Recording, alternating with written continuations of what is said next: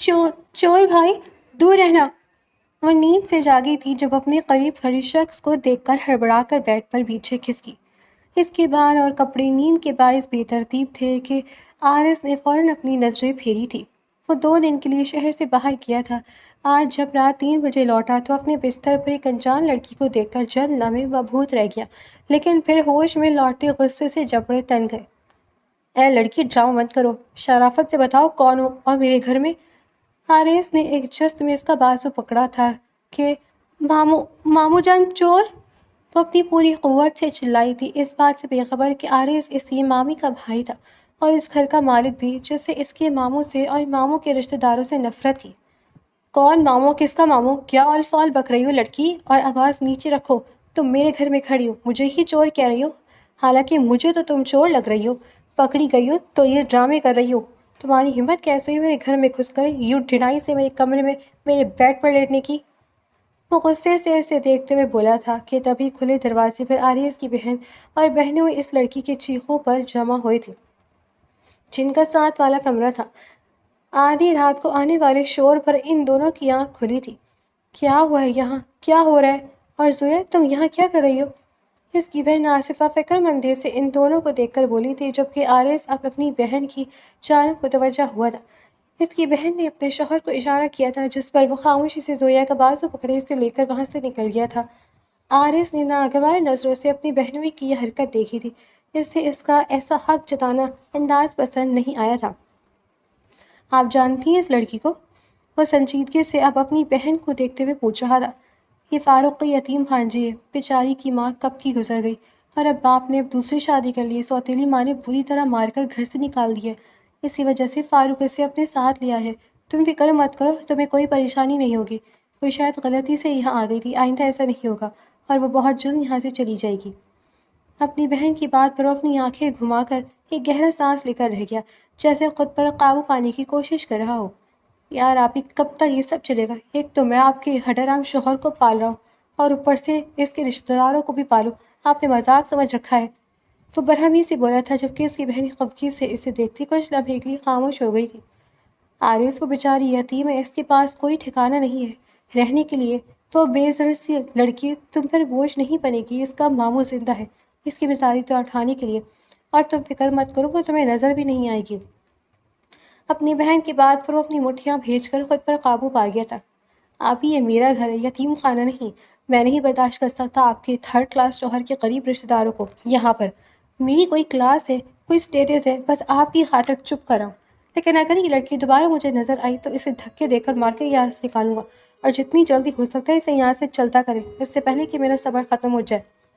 وہ بڑی مشکل سے اپنے لہجے پر قابو پائے اپنی بہن سے بولا تھا، جس پر وہ گہرا سانس لیتی اسے ایک بار تسلی پھر دے کر وہاں سے چلی گئی تھی۔ پیچھے اس نے غصے سے دروازہ بند کیا تھا۔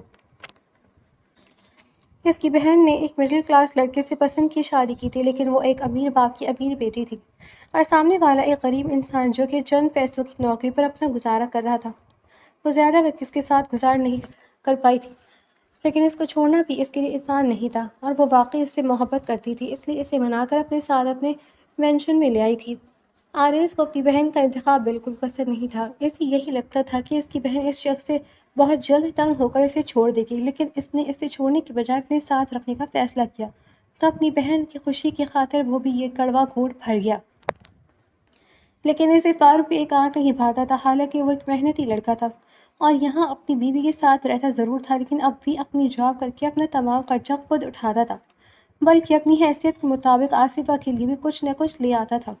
آصفہ سے اسے بے حد محبت تھی، وہ اسے چھوڑ نہیں سکتا تھا۔ یہی وجہ تھی کہ اس کی ضد پر نہ چاہتے ہوئے بھی اپنی عزت نفس اور انا مارکرز کے ساتھ اس کے عالیشان سے مینشن میں رہنے کے لیے تیار ہو گیا، کیونکہ اس کی بیوی اس کے چھوٹے سے گھر میں نہیں رہ سکتی تھی، نہ ہی اس کے ساتھ تنگ دستی میں گزارا کر سکتی تھی۔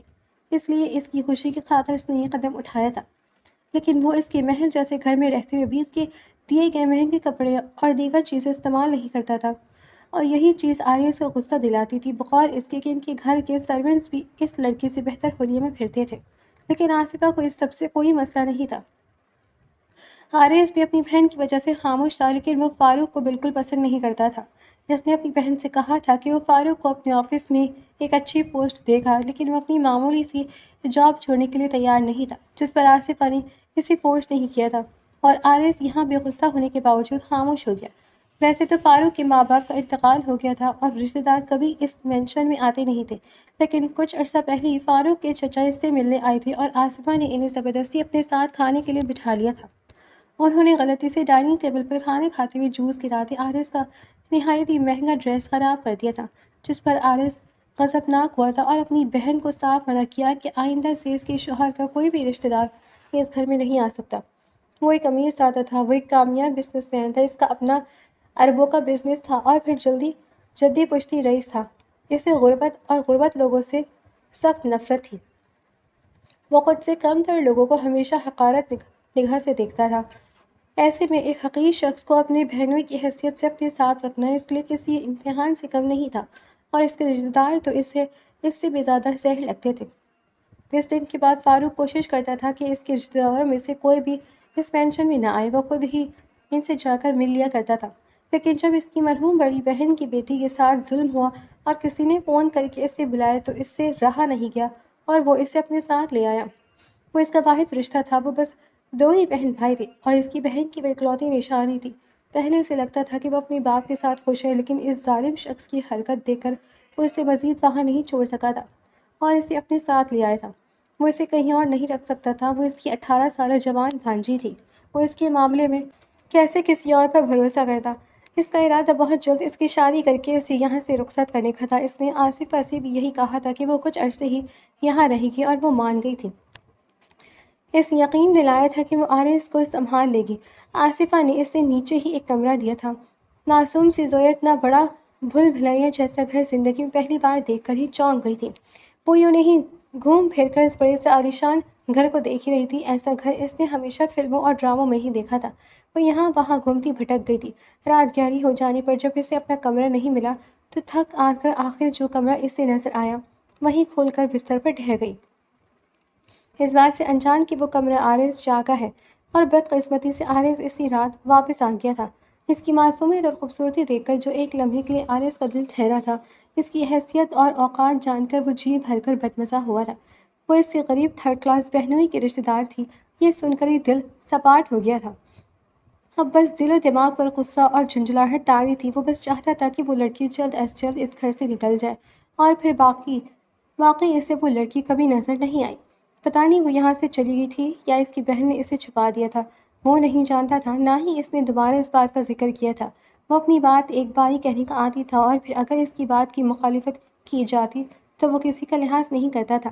اس کی بہن اسے اچھے سے جانتی تھی، اس لیے اس نے یہ یقینی بنایا تھا کہ وہ اب کبھی آرس کے سامنے نہ جائے۔ پورا ایک ہفتہ گزر گیا تھا اور آرس کو پورے مینشن میں وہ لڑکی نظر نہیں آئی تھی جس پر وہ بظاہر پرسکون ہوا تھا، لیکن دل میں اندر ہی اندر کہیں افسوس ہوا تھا۔ اتنا بڑا مینشن تھا، اگر وہ یہاں رہ لیتی تو کیا ہی ہو جاتا۔ اس کے دل کو جیسے اپنے فیصلے اور الفاظ پر افسوس ہوا تھا، لیکن وہ یہ ماننے کے لیے تیار ہی نہیں تھا۔ وہ اس دن کافی دنوں بعد اپنی لائبریری میں گیا تھا کہ اسے ایک ضروری فائل دیکھنی تھی۔ اپنی مطلوبہ فائل نکال کر وہ وہیں لائبریری میں اپنی اسٹڈی ٹیبل کے سامنے رکھی کرسی پر بیٹھ گیا تھا۔ کام کرتے ہوئے یوں نہیں نگاہ اٹھائی تھی اور نظر سامنے شیشے کی بنی دیوار کے پار نظر آتے منظر پر ٹھہر گئی تھی۔ اس شیشے کی دیوار کے پار اس بڑے سے مینشن کا پچھلا حصہ نظر آتا تھا، جو کہ کافی عرصے سے سنسان پڑا تھا۔ پچھلے حصے میں ایک انیکسی تھی جہاں کچھ عرصے پہلے ایک سرونٹ کی فیملی رہتی تھی، لیکن آرس شاہ نے اپنے والد کی جان کے بعد ان کو یہاں سے نکال دیا تھا، اور اب اسے سامنے ہی اس انیکسی سے وہ لڑکی نکلتی ہوئی دکھائی دی تھی۔ تو اس کی بہن نے اس طرح سے اس کی نظروں سے اسے دور کیا تھا۔ وہ ایک گہرا سانس لے کر خاموشی سے اسے دیکھنے لگا، جو کہ انیکسی سے نکلتی اب سامنے لان میں قطار سے لگے خوبصورت پھولوں کے پاس آ کر کھڑی ہوئی تھی۔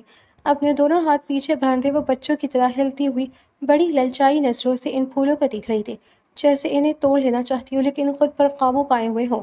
وہ ماننا نہیں چاہتا تھا، لیکن دل میں اندر ہی اندر کہیں اسے دیکھ کر سکون آیا تھا کہ وہ کہیں نہیں گئی، بلکہ یہیں پر موجود ہے۔ یہ لائبریری زیادہ تر بند ہی رہتی تھی، وہ اسے زیادہ استعمال نہیں کرتا تھا، کبھی کبھار یہاں آیا کرتا تھا، اس لیے وہ لڑکی اتنے عرصے سے اس کی نظروں سے بچی ہوئی تھی، اور اس کی بہن نے تو شاید کبھی لائبریری میں قدم بھی نہیں رکھا تھا، اس لیے وہ جانتی ہی نہیں تھی کہ لائبریری سے وہ پچھلے لان کا منظر بآسانی دیکھ سکتا ہے۔ اس کے نزدیک تو اس نے اپنے شوہر کے رشتہ دار کو محفوظ جگہ اسی نظروں سے بچا کر رکھا ہوا تھا۔ اپنی بہن کے چلاپی کر وہ سر جھٹک کر رہ گیا۔ وہ لڑکی اب گھٹنوں کے بل پھولوں کے پاس بیٹھی پتہ نہیں ان سے کیا باتیں کر رہی تھی، اور وہ حیرت سے اس لڑکی کو دیکھ رہا تھا جو کہ پاگلوں کی طرح پھولوں سے باتیں کر رہی تھی۔ ابھی تک اس نے ان پھولوں کو ہاتھ تک نہیں لگایا تھا، شاید اسے سختی سے سمجھایا گیا تھا کہ یہاں کسی بھی چیز کو ہاتھ نہیں لگانا۔ اس کے پتہ نہیں کیا راز و نیاز تھے جو کہ پھولوں سے ختم ہی نہیں ہو رہے تھے۔ وہ بڑی کیوٹ سے فیس ایکسپریشن بناتی اس پھول سے باتیں کرتی ہوئی کوئی چھوٹی سی بچی معلوم ہو رہی تھی۔ آرز شاہ بس اسے دیکھ کر رہ گیا۔ بظاہر وہاں کوئی نہیں تھا، وہ وہاں پر اکیلی تھی۔ وہ چاہتی تو ایک پھول توڑ سکتی تھی، لیکن اسے اندازہ ہوا کہ وہ انتہائی ایماندار تھی کہ بہت جی چاہنے کے باوجود بھی خود کو پھول توڑنے سے روکے ہوئے تھی۔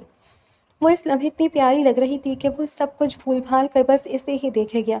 دل میں اندر ہی کہیں نرم گوشہ سا پیدا ہو گیا تھا جسے اگلے ہی پل اس نے بے دردی سے جھٹک دیا تھا۔ وہ خاموشی سے اسے دیکھتا رہا، یہاں تک کہ وہ کچھ دیر مزید وہاں بیٹھ کر پھر اس پھول کے بائے بائے کرتی ہوئی ایک حسرت بھری آخری نگاہ اس پر ڈال کر واپس انیکسی میں چلی گئی تھی، جبکہ وہ بھی سر جھٹک کر دوبارہ اپنے کام کی جانب متوجہ ہو گیا تھا، جبکہ اندر ہی کہیں اسے دل میں افسوس ہوا تھا ان کا اتنا بڑا مینشن تھا جہاں شاید ہزاروں کی تعداد میں بھی اور معصوم لوگوں کے ایک پھول کے لیے ترستے ہوں گے۔ اسے چھوئے بغیر یہاں سے چلی گئی تھی۔ اگر وہ ایک پھول توڑی لیتی تو کیا ہو جاتا؟ اسے اس شخص پر غصہ آیا تھا جس نے اس پر اس قدر پابندی لگائی تھی۔ اپنی ہی کیفیت میں جھنجلا کر وہ فائل بند کرتا وہاں سے اٹھ گیا تھا۔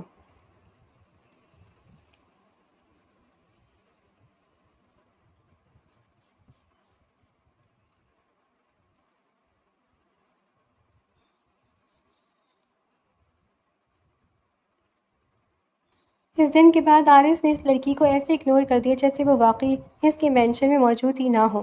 کوئی اور وقت ہوتا تو یہ جاننے کے بعد کہ اس کے منع کرنے کے باوجود بھی اس انسان کو یہیں رکھا ہوا ہے، وہ اسے دھکے مار کر نکالتا، لیکن اس لڑکی کے معاملے میں وہ ایسا سوچ بھی نہیں پایا تھا، اس لیے بس خاموشی اسے انجان بن گیا جیسے واقعی کچھ نہ جانتا ہو۔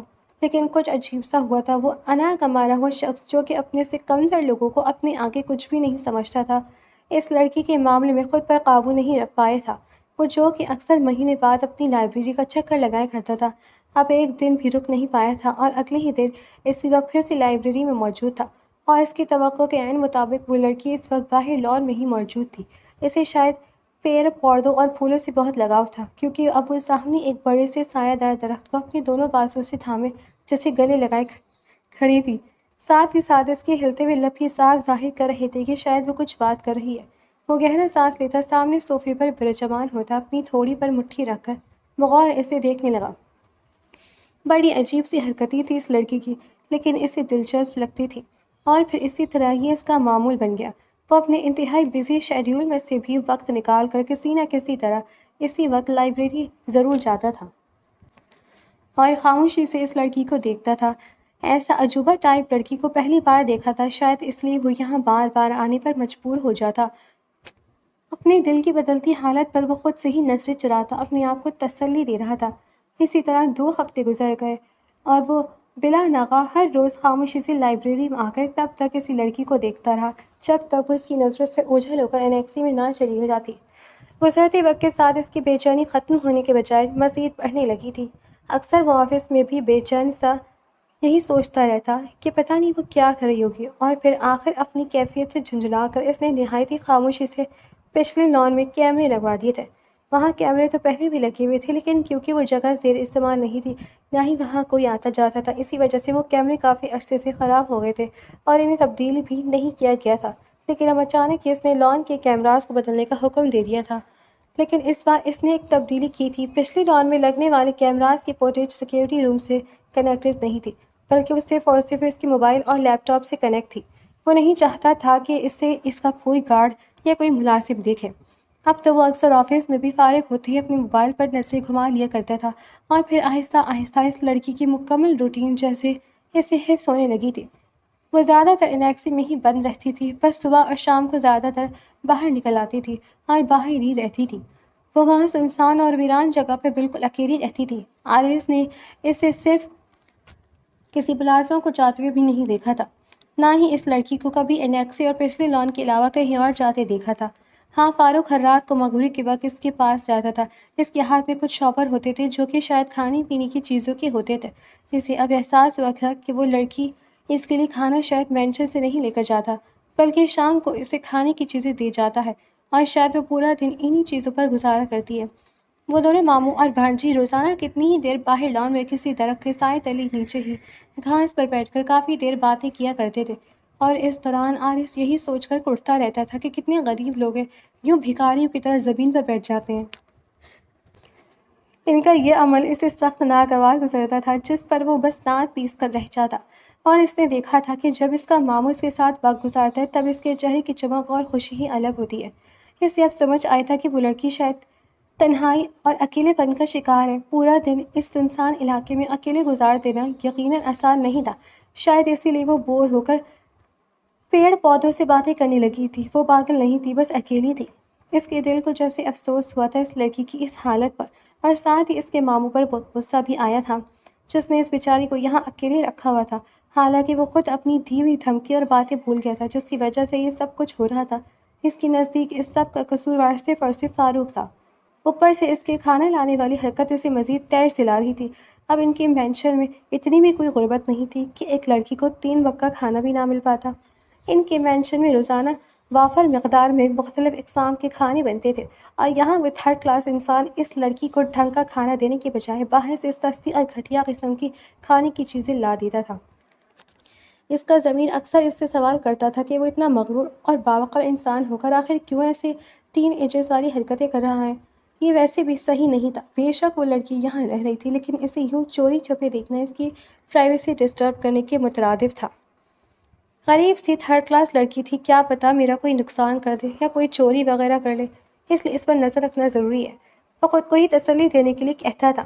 اس کا دل اس ڈھٹائی پر احتجاج کر کے رہ جاتا، لیکن وہ مغرور شخص کسی صورت یہ ماننے کے لیے تیار نہیں تھا کہ وہ عام سی، معلوم سی اور معصوم سی لڑکی اس کے دل کو بھا سکتی ہے۔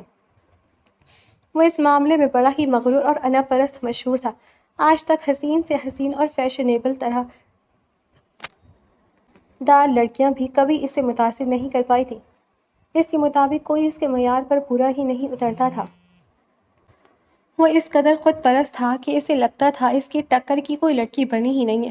کتنی ہی بڑے بڑے بزنس مینز، منسٹرز کی بیٹیاں اور اس کے حسن و وجاہت اور اس کی دولت دیکھتے ہوئے اس کی جانب بڑھتی تھیں، لیکن وہ انہیں نظر انداز کر جاتا تھا۔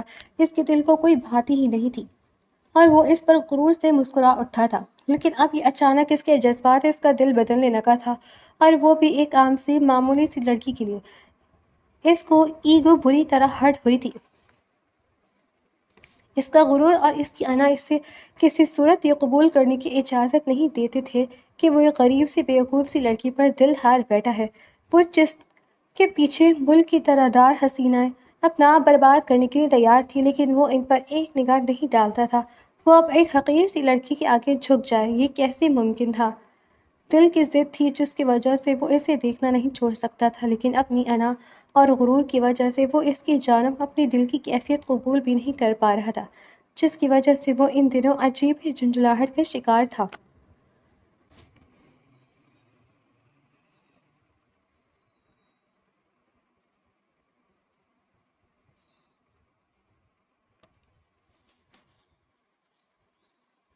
اسی طرح دیکھتے ہی دیکھتے اسے یہاں آئے ہوئے 1 ماہ گزر گیا تھا، اور فاروق نے آخر کار زویا کے لیے ایک اچھا رشتہ ڈھونڈ ہی لیا تھا، لیکن وہ یہی نہیں سمجھ پا رہا تھا کہ لڑکے والوں کو کہاں اور کیسے بلائیں۔ پھر آخری آصفہ سے مشورے کے بعد اس نے انہیں مینشن کے پچھلے دروازے سے انیکسی میں ہی بلا لیا تھا۔ وہ انہیں پہلے بتا چکا تھا اپنی حیثیت اور جاگ کے بارے میں، اور انہیں یہاں لانے سے پہلے کہہ دیا تھا کہ یہ مینشن ان کا نہیں ہے، انہیں بس یہاں رہنے کے لیے چھوٹی سی جگہ دی گئی ہے تاکہ وہ لوگ کسی غلط فہمی کا شکار نہ ہوں۔ لڑکے والے زویا کو پسند کر کے جا چکے تھے۔ فاروق نے آصفہ کو اس سب سے دور رہنے کے لیے کہا تھا۔ وہ نہیں چاہتا تھا کہ وہ اس سب میں پڑے، اور وہ اس کی بھانجی تھی، یہ اس کا اپنا مسئلہ تھا، وہ اس میں اپنی بیوی کو استعمال نہیں کرنا چاہتا تھا۔ ٹھیک 2 ہفتے بعد سادگی سے شادی طے ہوئی تھی، اور فاروق نے اپنی حیثیت کے مطابق اس کے لیے جہیز کا انتظام کیا تھا۔ اس نے اپنے والد کی ایک دکان بیچ کر اپنی بھانجی کی شادی کا تمام خرچہ اٹھایا تھا۔ لڑکا ان کی حیثیت کے مطابق ہی تھا، اچھی نوکری تھی، اپنا گھر تھا، اور فاروق کے لیے وہ ایک بہترین انسان تھا۔ زویا بھی اپنے ماموں کی پسند پر راضی تھی۔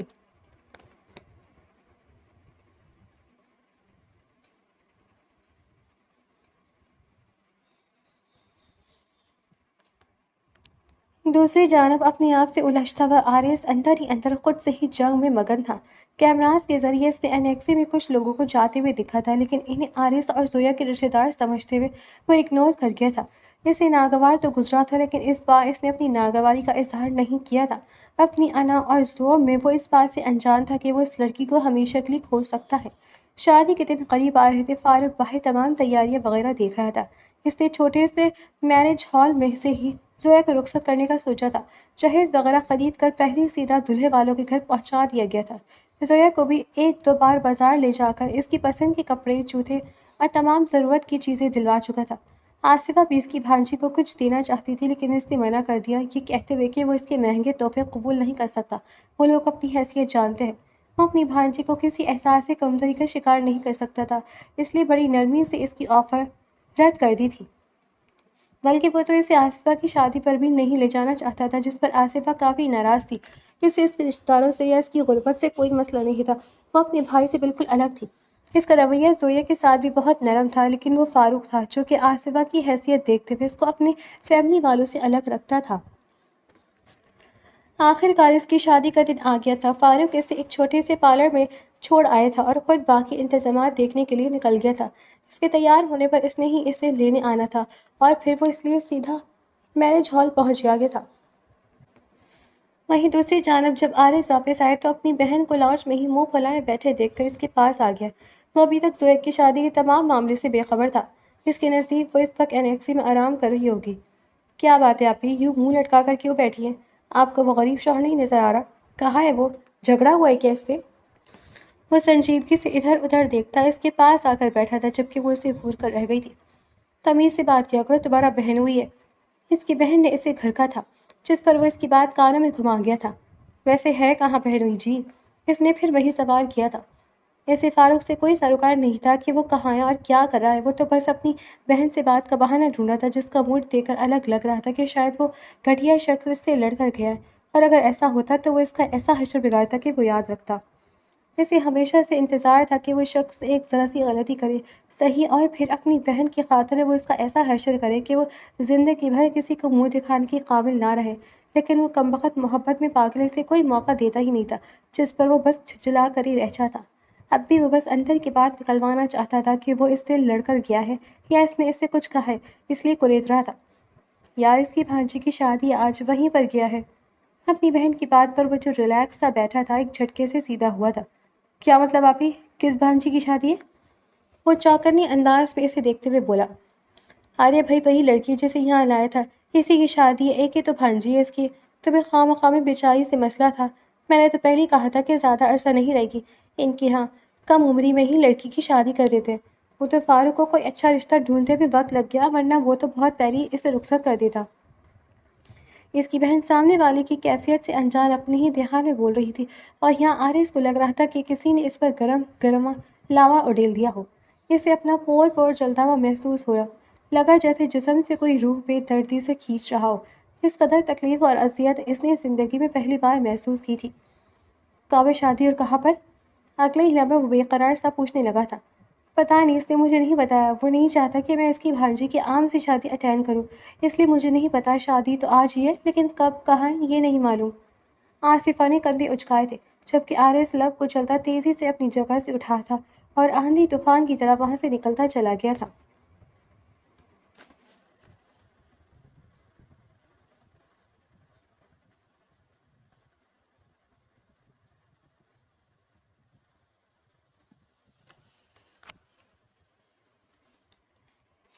کچھ ہی دیر میں اپنا اثر و رسوخ استعمال کرتے ہوئے وہ اپنی بہنوئی کی لوکیشن معلوم کر چکا تھا، جو کہ ایک لوکل ایریا میں چھوٹے سے میرج ہال کی تھی۔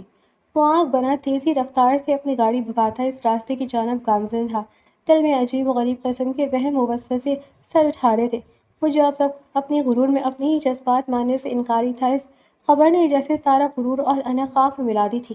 اس وقت وہ ماہی بے آب کی طرح تڑپ رہا تھا۔ لگ رہا تھا کہ اگر وہ لڑکی نہ ملی تو شاید وہ جی نہ پائے۔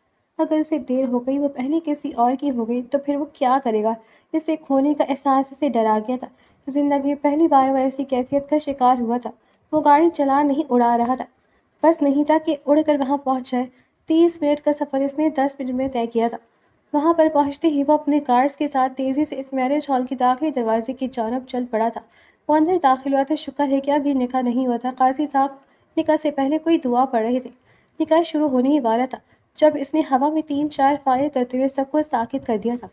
کچھ لوگ خوف سے چیختے ہوئے وہاں سے نکلنے لگے تھے اور کچھ اپنی جگہ خوف سے جمے ہوئے تھے۔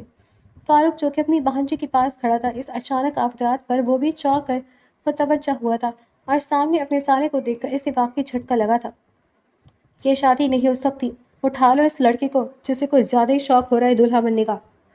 وہ سامنے اسٹیج پر بیٹھے اس لڑکی کو غصے سے گھورتے ہوئے اپنی گارڈ سے بولا تھا، جنہوں نے فوراً اس کے حکم کی تعمیل کرتے ہوئے دلہے کو پکڑ لیا تھا۔ یہ سب کیا ہو رہا ہے؟ یہ کیا بدتمیزی؟ کیا میں پوچھ سکتا ہوں تم یہاں کیا کر رہے ہو اور کیوں یہ تماشا لگا رہے ہو؟ فاروق غصے سے اس کی جانب بڑھتا دبے دبے انداز میں گزر آیا تھا۔ وہ دونوں ایک دوسرے کو پسند نہیں کرتے تھے، فاروق اس شخصی غرور کی وجہ سے اور سامنے والا غرور غربت کی وجہ سے۔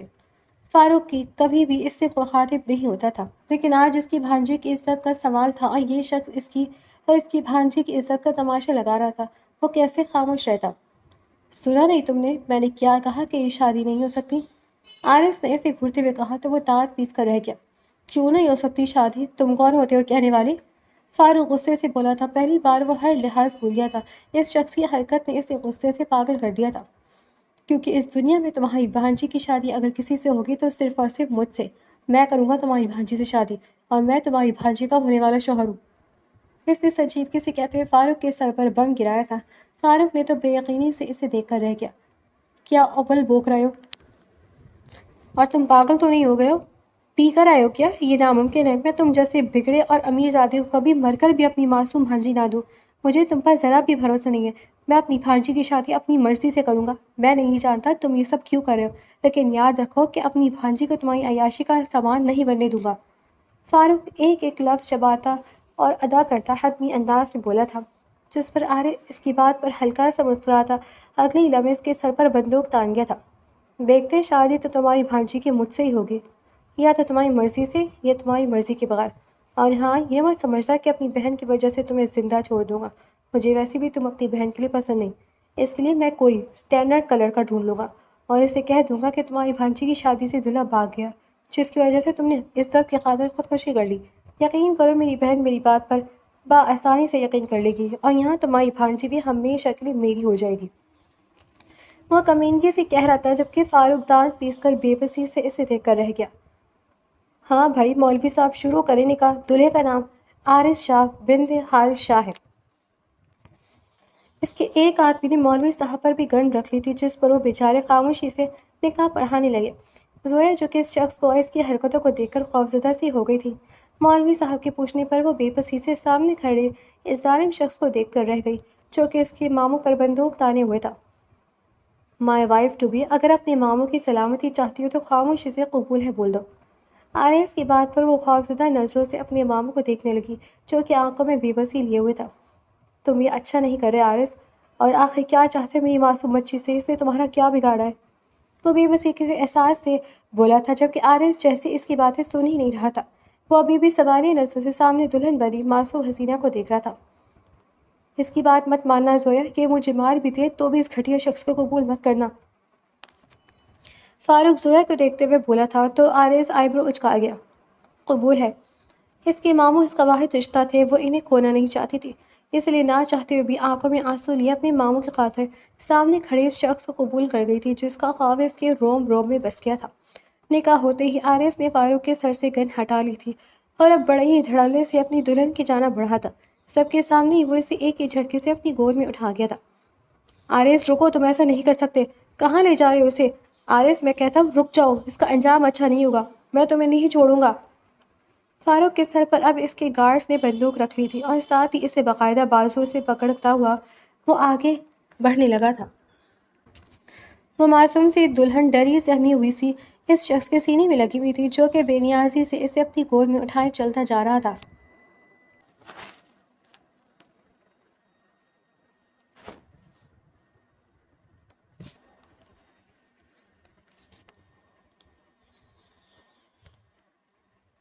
کیا یہ تم کیا کہہ رہے ہو فاروق؟ آرز نے ایسا کیا؟ لیکن کیوں؟ تم ٹھیک تو ہو نا؟ میں ایسا چھوڑوں گی نہیں، وہ ایسا کیسے کر سکتا ہے؟ آرس کے جانے کے کافی دیر بعد اس نے گارڈز کے فاروق چھوڑ دیا تھا، جس پر وہ بھاگ کر باہر نکلا تھا، لیکن باہر سوائے خاک کے اور ایک گارڈز کی گاڑی کے اور کچھ نہیں تھا۔ فاروق غصے سے پاگل ہوتا گھر آیا تھا اور آصفہ کو سب کچھ بتایا تھا، جو کہ خود اس کی بات سن کر شوق میں آ گئی تھی۔ اس کا بھائی ایسا کیسے کر سکتا تھا؟ اس سے اب یاد آیا تھا کہ کیسے اس کی شادی کا سن کر وہ غصے میں گھر سے نکلا تھا، جس پر آصفہ نے یہی سمجھا تھا شاید وہ اپنے کسی ضروری کام سے عجلت میں نکلا ہے، لیکن یہاں تو معاملہ کچھ اور ہی تھا۔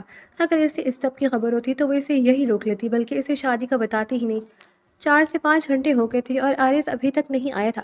اس کا فون بھی سوئچ آف تھا۔ آصفہ کب سے اس کا نمبر ڈائل کر رہی تھی۔ اب تو اسے شدید غصہ آنے لگا تھا، ایسی گری ہوئی حرکت کر کے پتہ نہیں وہ اس معصوم سی لڑکی کو لیے کہاں غائب ہو گیا تھا۔ ہر گزرتے لمحے کے ساتھ فاروق کی پریشانی اور غصہ بڑھتا جا رہا تھا۔ اسے تو لگا تھا وہ اس لیے مینشن میں نہیں آئے گا، لیکن وہ تو پتہ نہیں اس کی بھانجی کو لے کر کہاں چلا گیا تھا۔ کافی دیر تک اس کا نمبر ٹرائی کرنے کے بعد آصفہ نے آخر تنگ آ کر اس کی سیکرٹری کو کال کری تھی۔ آرس کہاں ہے؟ اس کا فون آف ہے، مجھے ابھی اسی وقت اس سے بات کرنی ہے، مجھے پتہ کر کے بتاؤ کہاں ہے۔ آصفہ کے حاکمانہ انداز میں کہنے پر سیکرٹری کچھ دیر خاموش رہی تھی۔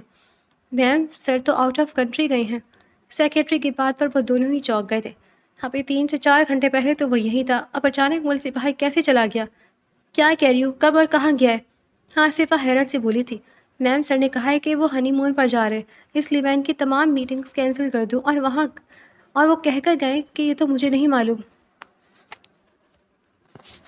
سیکرٹری کی بات پر آصفہ دانت پیس کر فون بند کر دی اپنا سر تھام کر بیٹھ گئی تھی، جبکہ وہیں فاروق بے بسی اور غصے سے اس بڑے سے لانچ پہ چکراتا پھر رہا تھا۔ بس نہیں چل رہا تھا کہ آرس اس کے سامنے ہو تو اس کا قتل کر دے۔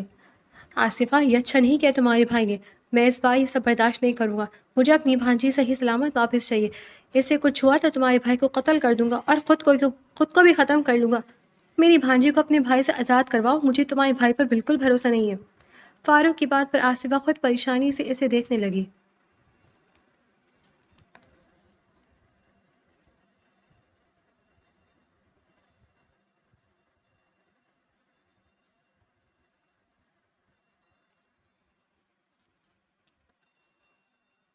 جبکہ دوسرے جانب وہ اس معصوم سی لڑکی کو لیے دبئی آ گیا تھا۔ اسے یقین تھا کہ اس کا ماموں کوئی نہ کوئی تماشا ضرور کھڑا کرے گا۔ اس سے فاروق کا تو کوئی ڈر نہیں تھا، لیکن اس کی بہن یقیناً غصے سے تماشا کھڑا کر دیتی، اس لیے وہ مینشن میں نہیں گیا تھا۔ اور ابھی وہ صرف اور صرف یہ یقین کرنا چاہتا تھا کہ وہ لڑکی جسے اس کا دل چاہنے لگا تھا وہ اب ہمیشہ کے لیے اس کی ہو گئی ہے۔ وہ اس احساس کو محسوس کرنا چاہتا تھا اور تنہائی میں کچھ لمحے سب سے دور صرف اور صرف اس لڑکی کے ساتھ گزارنا چاہتا تھا، اس لیے وہ میرج ہال سے سیدھا ایئرپورٹ پر آ گیا تھا۔ اس کا ڈریس وہیں ایئرپورٹ پر چینج کر کے پھینکایا تھا۔ وہ اب اس کے دیے ہوئے سادہ سے مگر انتہائی مہنگے ڈریس میں ملبوس تھی۔ اس شخص کے خوف کی وجہ سے وہ بس خاموشی سے اس کی ہر بات مان رہی تھی۔ آرس بھی سمجھ گیا تھا وہ اس سے ڈر رہی ہے۔ پلین ٹیک آف ہوا تو زویا نے ڈر کر سر ہاتھ بیٹھے اس حسین نوجوان کا ہاتھ زور سے پکڑا تھا، جس پر اس کے لبوں پر بے اختیار مسکراہٹ آئی۔ ایک ہاتھ سے اس کا ہاتھ مضبوطی سے تھامے دوسرا ہاتھ اس کے گرد باندھ کر اس نے اپنی موجودگی کا احساس دلایا تھا۔ جب اس کا ڈر کچھ کم ہوا تو اسے مقابل کی بے باکی کا احساس ہوا۔ وہ شخص وہاں موجود لوگوں کا بھی لحاظ نہیں کر رہا تھا۔ وہ شرم سے لال ہوتی سچ پٹا کر اس سے دور ہوئی تھی، جس پر مسکراہٹ دبائے اسے دیکھنے لگا۔ آپ مجھے یہاں کیوں لائیں؟ مجھے واپس ماموں کے پاس جانے، میں نے کچھ نہیں کیا، پلیز مجھے معاف کر دیں، مجھے جانے دیں۔ وہ اسے دبئی میں اپنی ایک شاندار سے فلیٹ میں لے کر آیا تھا اور خود کو اس شخص کے ساتھ بالکل تنہا پا کر زویا اب مزید خوفزدہ ہوئی تھی۔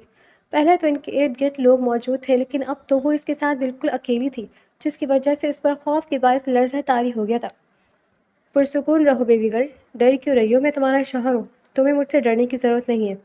وہ اسے کاؤچ پر بٹھاتا اس کے دونوں ہاتھ تھامتے نرمی سے بولا، جبکہ وہ ابھی بھی خوفزدہ نظروں سے اسے دیکھ رہی تھی۔ آپ نے کیوں یہ سب کیا؟ کیا آپ چاہتے ہیں مجھ سے؟ وہ لرزتے ہوئے انداز میں بولی تھی۔ اس شخص کا جو روپ دیکھا تھا، اس کی بات وہ چاہ کر بھی نارمل نہیں ہو پا رہی تھی۔ اگر میں کہوں کہ مجھے تم سے محبت ہو گئی تو کیا تم یقین کرو گی؟ وہ گہری نظروں سے اسے دیکھتا وہ بولا تو اس کی غیر متوقع بات پر وہ بے یقینی سے آنکھیں پھاڑے اسے دیکھنے لگی۔ کیا یہ وہ شخص نہیں تھا جو اسے اپنے گھر میں رکھنے کے لیے تیار نہیں تھا، جس کی وجہ سے وہ ہمیشہ اس الگ تھلگ انیکسی میں تنہا رہتی تھی؟ وہ کیسے یقین کر لیتی کہ یہ شخص اس سے محبت کر سکتا ہے؟ نہیں یقین آیا، نہ مجھے یقین بھی آ رہا ہے۔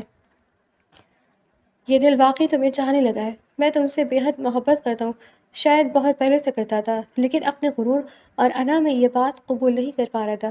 مگر جب مجھے پتہ چلا کہ تم کسی اور کے ہونے والی ہو تو یقین کرو مجھے لگا کہ کوئی میرے سینے سے دل نکال رہا ہو۔ میں تمہیں کسی اور کا ہوتے ہوئے نہیں دیکھ سکتا تھا۔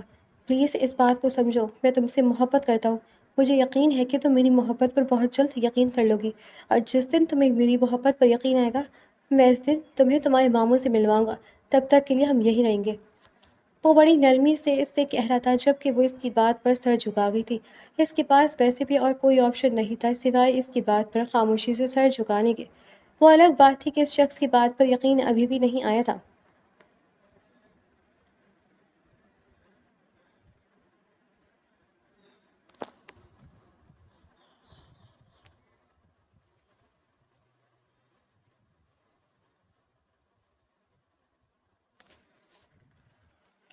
وہ پچھلے 2 ماہ سے غائب تھی، نہ تو اپنی بہن کی کوئی کال ریسیو کر رہا تھا اور نہ ہی اپنے بزنس پر توجہ دے رہا تھا۔ وہ کچھ وقت کے لیے پوری دنیا سے بے نیاز ہو کر صرف اور صرف اس لڑکی کے پہلو میں حسین لمحات گزارنا چاہتا تھا جو کہ اس کی واحد چاہت تھی۔ ان 2 ماہ میں آرز کی محبت اور توجہ سے وہ لڑکی پوری طرح اس کی محبت پر ایمان لے آئی تھی۔ پھر وہ شاندار شخص اور اس کی اس کیئرنگ محبت پر انداز ایسا تھا کہ وہ معصوم سی لڑکی چاہ کر بھی خود کو اپنے محرم کو چاہنے سے روک نہیں پائی تھی۔ اس کا دل بھی مقابل کا اسیر ہو گیا تھا۔ وہ دونوں پورے 2 ماہ بعد واپس پاکستان لوٹے تھے۔ تم نے یہ اچھا نہیں کیا، مجھے تم سے اس گھٹیا حرکت کی توقع نہیں تھی۔ تم آخر ایسا کیسے کر سکتے ہو آرز؟ اور کہاں تھے تم اتنے عرصے سے؟ وہ دونوں جو نہیں مینشن میں داخل ہوئے، اس کی بہن سے اس کی جانب آتے غصے سے بولی تھی۔ آپ ہی ریلیکس، آپ ایسا بھی کوئی ظلم نہیں کیا، بس محبت ہو گئی تھی اس سے تو کیسے اس کا کسی اور کا ہونے دیتا؟ اس نے جتنے آرام سے کہا تھا اس کی بہن اتنے ہی شوق کے عالم میں اسے دیکھنے لگی۔ اس کے ذہن میں کیا کیا الٹی سیدھے خیالات اور سوچیں آ رہی تھی، اور یہاں مقابل کا جواب ایسا تھا کہ وہ خود حیرت زدہ رہ گئی۔ پیچھے سے آدھا فاروق بھی اس کی بات پر اپنی جگہ ساکت ہو گیا تھا، لیکن اگلے ہی لمحے وہ غصے سے اس کی جانب بڑھا تھا۔ میں تمہارا قتل کر دوں گا گھٹیا انسان! وہ غصے سے پاگل ہوتا ابھی آرز کی جانب بڑھا ہی تھا کہ زویا گھبرا کر اس کے سامنے آئی تھی۔ ماموں! وہ اس کے سینے سے جا لگی تھی۔ تم ٹھیک ہو میری جان؟ اس نے تمہیں کوئی نقصان تو نہیں پہنچایا؟ فاروق اسے اپنے حصار میں لیے فکر مندی سے بولا تھا۔ میں ٹھیک ہوں ماموں، انہوں نے مجھے کوئی نقصان نہیں پہنچایا بلکہ میرا بہت خیال رکھا ہے۔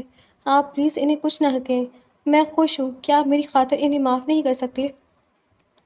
زویا کی بات پر وہ مشکوک نظروں سے اسے دیکھنے لگا، لیکن وہ کہیں سے بھی خوفزدہ یا ڈری سہمی ہوئی نہیں لگ رہی تھی۔ وہ تو کافی خوش اور مطمئن نظر آ رہی تھی۔ مل گیا سکون؟ اب چھوڑو میری بیوی کو، بہت ہو گیا میلو ڈرامہ! آرز بیزاری سے کہتا ہوا اسے فاروق کے حصار سے کھینچ کر اپنے حصار میں لے گیا تھا، جس پر وہ دونوں میاں بیوی جہاں اسے گھور کر رہ گئے تھے وہیں پر معصوم سی زویا شرم سے لال ہوئی تھی۔ چلے اب راستہ دیں، بڑی لمبی فلائٹ سے آئے ہیں، میری بیوی تھکی ہوئی ہے، ہمیں آرام کرنا ہے، اور پھر اگلے ہفتے میرا گرینڈ ولیمہ ہے، اس کی بھی پلاننگ کرنی ہے۔ وہ ڈٹائی سے کہتا ہوا اگلے لمحے زویا کو اپنی گود میں اٹھا کر آگے بڑھ گیا تھا، جبکہ پیچھے وہ دونوں ہی اس کی پشت کو گھور کر سر جھٹک گئے تھے۔ اس کی بھانجی صحیح سلامت اور خوش تھی، یہ دیکھ کر فاروق نہ چاہتے ہوئے بھی خود پر قابو پا گیا تھا۔ پھر جو بھی تھا جیسے بھی ہوا تھا، لیکن نکاح ہوا تھا، اور جب آرے سب کے سامنے اسے اپنانے کے لیے تیار تھا تو اس نے بھی خاموشی اختیار کر لی تھی، جبکہ آرز آج بڑا ہی پرسکون سا تھا۔ ایک تو اس نے اپنی محبت کو ہمیشہ کے لیے اپنا بنا لیا تھا، اور دوسرا پہلی بار اپنے بہنوئی کو تپا کر اسے دلی سکون پہنچا تھا۔ وہ ایک نظر اپنی باہوں میں موجود اس شرمائی گھبرائی سی معصوم سی حسینہ کو دیکھ کر مسکراتا ہوا اپنی کمرے کی جانب بڑھ گیا۔